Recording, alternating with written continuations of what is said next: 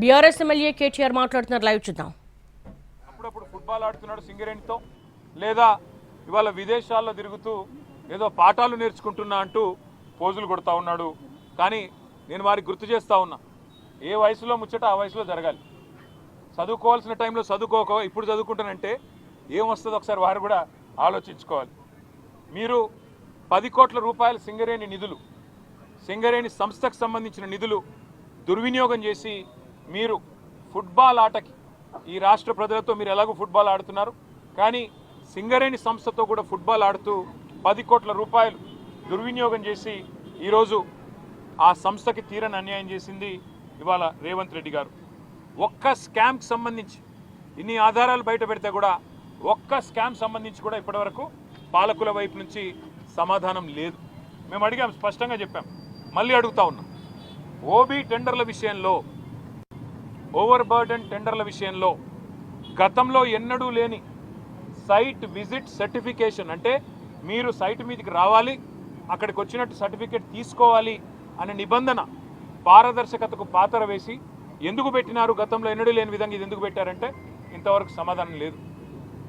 భారతదేశంలో ఎక్కడ ఏ కోల్ గనిలో లేని, ఏ బొగ్గు గనిలో లేని నిబంధన ఇక్కడనే ఎందుకు పెట్టినారు అంటే ఇంతవరకు సమాధానం రాదు. అట్లాగే నిజంగానే 2018 నుంచి 2024 వరకు ఈ నిబంధన కనుక కేంద్ర ప్రభుత్వం ఒకవేళ సిఫారసు చేసి ఉంటే ఆ రోజున్న బీఆర్ఎస్ ప్రభుత్వం అమలు చేయలేదు. అన్ని టెండర్లను కూడా ట్రాన్స్పరెంట్గా అన్నాడు మేము పిలిచినాం. అందుకే ఆ రోజు అన్ని మైనస్ టెండర్లు వచ్చినాయి. ఎస్టిమేటెడ్ కాస్ట్ కంటే తక్కువ ఖర్చుకే సింగరేణికి డబ్బులు ఆదా చేస్తూ ఆ రోజు జరిగిన మాట వాస్తవమా కాదా? మరి ఆ రోజు ఆ టెండర్లలో లేని షరతు మీ ప్రభుత్వం వచ్చిన తర్వాత ఈ సైట్ విజిట్ సర్టిఫికేషన్ అనే విధానం ఎందుకు పెట్టారు, ఎవరికి లాభం చేయడానికి పెట్టారు అంటే ఇంతవరకు ప్రభుత్వంలోని బాధ్యులు ఏ ఒక్కరు కూడా సమాధానం చెప్పట్లేదు. 2025-26లో నిజానికి జనవరిలో ఒక టెండర్ చేశారు ఈ నిబంధన లేకుండా. జనవరిలో టెండర్ చేస్తారు, మళ్ళీ ఆ టెండర్ వెంటనే రద్దు చేశారు. టెండర్లో ఈ నిబంధన లేకుండా ఆ రోజు మీరు టెండర్ పిలిస్తే -7%, అంటే ఎస్టిమేట్ చేసిన దానికంటే 100 రూపాయలకి ఎస్టిమేట్ చేస్తే 93 రూపాయలకే పనిచేస్తామని కాంట్రాక్ట్ సంస్థలు ముందుకొచ్చినాయి. కానీ దాన్ని మీరు రద్దు చేశారు, ఈ నిబంధన పెట్టారు. దానివల్ల ఏమైంది? తిరిగి మళ్ళీ టెండర్ అదే ప్లేస్లో పిలిస్తే +12, అంటే 100 రూపాయలకు అయ్యే పని 112 రూపాయలకు కావాలని చెప్పి మరి సంస్థలు వచ్చిన మాట వాస్తవమా కాదా? మరి మీరు చెప్పాలని చెప్పి ప్రభుత్వాన్ని మేము డిమాండ్ చేస్తూ ఉన్నాం.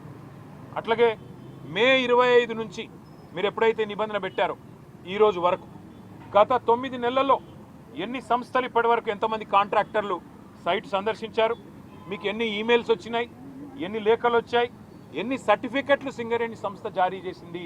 మీరు ఒక వైట్ పేపర్, ఒక శ్వేతపత్రం ప్రచురించండి అని మేము డిమాండ్ చేస్తే ఇంతవరకు సమాధానం లేదు. కొంతమందికే సెలెక్టివ్గా ఎందుకు ఇచ్చారు మీరు? కొంతమందికే సెలెక్టివ్గా మీరు ఎందుకు మరి కొంతమంది కాంట్రాక్ట్ సంస్థలను ఎందుకు మీరు ఎత్తుకుంటున్నారు? మిగతా వాళ్ళని ఎందుకు పక్కన పెడుతున్నారు? ఇందులో రింగ్ మాస్టర్ సృజన్ రెడ్డి అనే వ్యక్తి ముఖ్యమంత్రి బావమరిది అవునా కాదా అని మేము అడిగితే ఇంతవరకు సమాధానం రాదు. ఇంతవరకు ఆయన విషయంలో స్పష్టత రాదు. అట్లాగే మేము అడిగాం, శ్వేతపత్రం ప్రచురించండి. ఒక నైనీ టెండర్లే కాదు, నైనీ బొగ్గుగని టెండర్లే కాదు, మరి నైనీలో కూడా గతంలో 2021లో 2022లో